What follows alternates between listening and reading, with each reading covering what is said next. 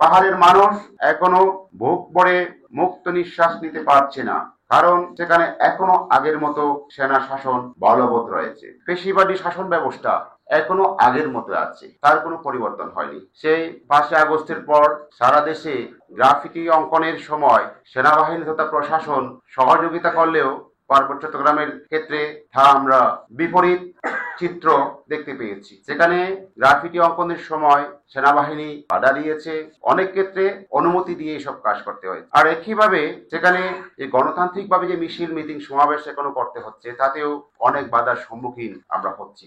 সর্বোপরি আমরা যদি দেখি যে গত কদিন আগে সেখানে একটা ভয়ঙ্কর সাম্প্রদায়িক হামলার খবর আমরা জানি।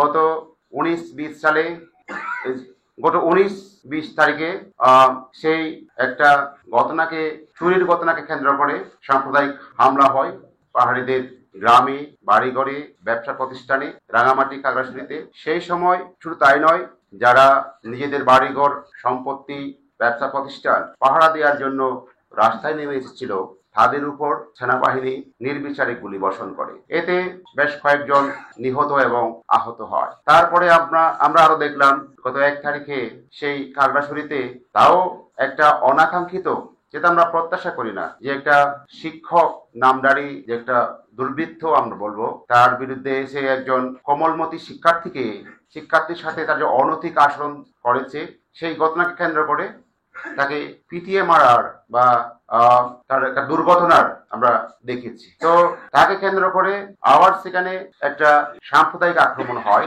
সেই আমরা বলবো এই যে হত্যা করা, এটা আমরা কোনো সমর্থন করি না। তার আইনানুগ ব্যবস্থা নেওয়া দরকার ছিল, এবং এই ঘটনাটা ঘটেছে তাতে পর্যাপ্ত নিরাপত্তা ব্যবস্থার দেওয়ার কথা ছিল প্রশাসনের পক্ষ থেকে। যেহেতু ঘটনাটা অনেক আগে থেকে সবাই জানাজানি হচ্ছে যে সেখানে কি করতে, সেটা সবাই জানে। সেখানে প্রশাসনের লোকজন উপস্থিত ছিল, গোয়েন্দা সংস্থার লোকজন শুরু থেকে উপস্থিত ছিল, কিন্তু সেখানে পর্যাপ্ত নিরাপত্তা ব্যবস্থা গ্রহণ করা হয় নাই। সেখানে পুলিশ, সেনাবাহিনী, তাদের ভূমিকা ছিল একেবারে কি বলবো, দায় ছাড়া অবস্থা।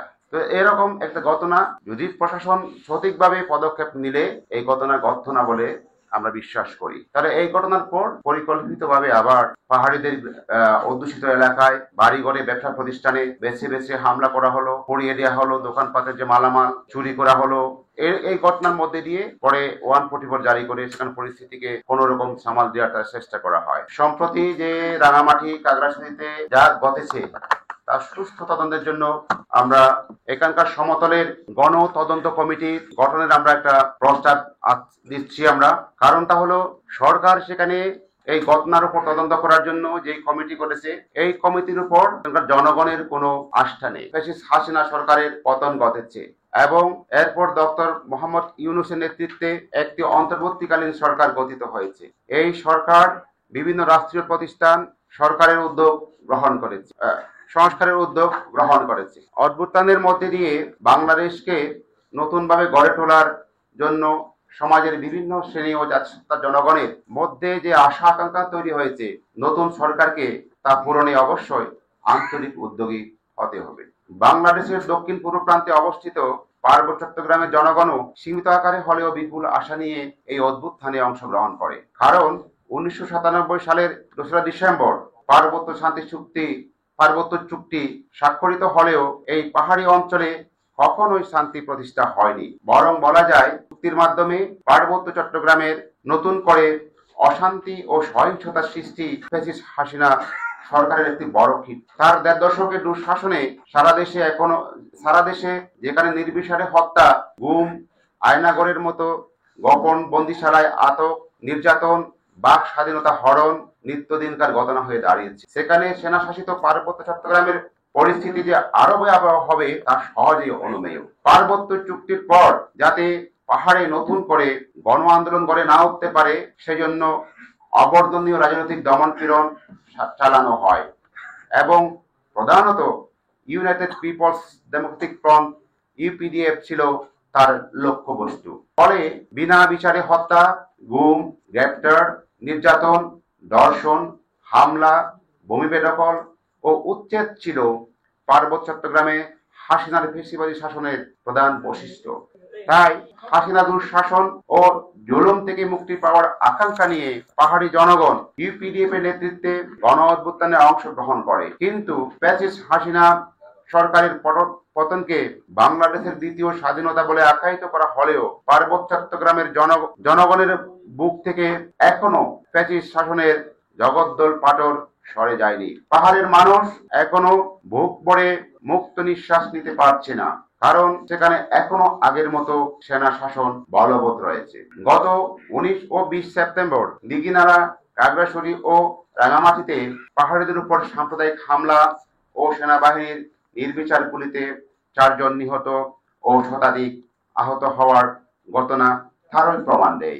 এই অবস্থায় আমরা নিম্নোক্ত রাজনৈতিক দল, সংগঠন ও ব্যক্তি পার্বত্য চট্টগ্রামে গণতান্ত্রিক শাসন ও জনগণের অধিকার মর্যাদা ও ক্ষমতা প্রতিষ্ঠার লক্ষ্যে নিম্নোক্ত যৌথ সাধারণ প্রস্তাবনা গ্রহণ করছি। তার মধ্যে 1, অবিলম্বে পার্বত্য চট্টগ্রাম থেকে সেনা শাসন প্রত্যাহার করতে হবে এবং বেসামরিকায়ন করে সেখানে প্রকৃত গণতান্ত্রিক পরিবেশ সৃষ্টি করতে হবে, যাতে সকল দল ও সংগঠন স্বাধীনভাবে তাদের গণতান্ত্রিক কার্যক্রম পরিচালনা করতে পারে। স্বায়ত্ত শাসনের অধিকার প্রদানপূর্বক পার্বত্য চট্টগ্রাম আঞ্চলিক পরিষদ ও 3 পার্বত্য জেলা পরিষদকে সংস্কার করতে হবে, যাতে পার্বত্য চট্টগ্রামের পাহাড়ি জনগণ তাদের নিজেদের স্বতন্ত্র জাতীয় পরিচয়, সংস্কৃতি, ঐতিহ্য ও ভূমি অধিকার সংরক্ষণ করতে সক্ষম হয়। 3, পার্বত্য চট্টগ্রামের ভূমির সমস্যা ও সেটলার পুনর্বাসনকে একত্রে বিবেচনা পূর্বক একে একটি সামগ্রিক রাজনৈতিক সমস্যা হিসেবে গণ্য করতে হবে এবং রাজনৈতিকভাবে তার সমাধানের উদ্যোগ নিতে হবে। এই উদ্যোগের অংশ হিসেবে পাহাড়িদের কাছ থেকে বেদখলকৃত জমি ফিরিয়ে দেওয়ার পাশাপাশি সেটলারদেরকে জমি ও জীবিকা সহ অন্যত্র পুনর্বাসনের ব্যবস্থা করতে হবে। 4, জাতীয় সংবিধানে পাহাড়িদের জাতিসত্তা ও ভূমি অধিকারের স্বীকৃতি দিতে হবে। পার্বত্য চট্টগ্রামকে বিশেষ স্বায়ত্তশাসিত অঞ্চল হিসেবে ঘোষণা করতে হবে এবং জাতীয় সংসদে সাধারণ আসন ছাড়াও তাদের জন্য একটি নারী আসন সহ 7টি আসন সংরক্ষণ করতে হবে। 5, ফ্যাসিস্ট হাসিনা শাসনামল সহ স্বাধীনতার পর থেকে এই যাবৎ পার্বত্য চট্টগ্রামে সংঘটিত সকল গণহত্যা, হত্যা, ধর্ষণ ও কল্পনা চাকমার অপহরণ ও গুম সহ সকল মানবাধিকার লঙ্ঘনের তদন্ত ও বিচার করতে হবে এবং এই লক্ষ্যে জাতিসংঘের সহায়তায় ও অংশগ্রহণে একটি কমিশন গঠন করতে হবে। দিঘিনালা, খাগড়াছড়ি ও রাঙামাটিতে হামলার ঘটনারও অনুরূপভাবে তদন্ত ও বিচার করতে হবে। 6, তথাকথিত সীমান্ত সড়ক ও পর্যটন স্থাপনা নির্মাণ সহ প্রাকৃতিক পরিবেশ ও জীববৈচিত্র্য বিনষ্টকারী সকল সরকারি ও বেসরকারি প্রকল্প বাতিল করতে হবে।